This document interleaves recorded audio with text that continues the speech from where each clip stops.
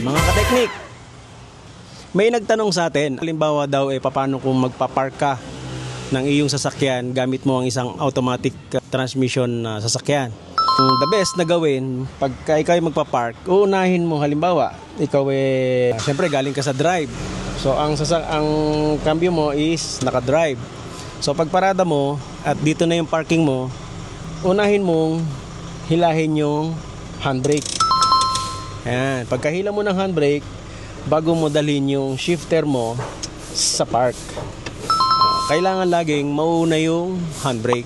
Kasi pagka nauna yung shifter mo sa park, then bago mo hinila yung handbrake, minsan sa mga palusong o kaya medyo paaw na konti, pagka iniwan mo na nauna yung shifter bago yung handbrake, pagbalik mo, pag-start mo, mabigat hilahin yung shifter kasi nakalock yan sa loob ng transmission and may possibilities pa na baka maputol yung naglalak sa loob kasi manipis lang yung naglalak na yun lalo't matarik.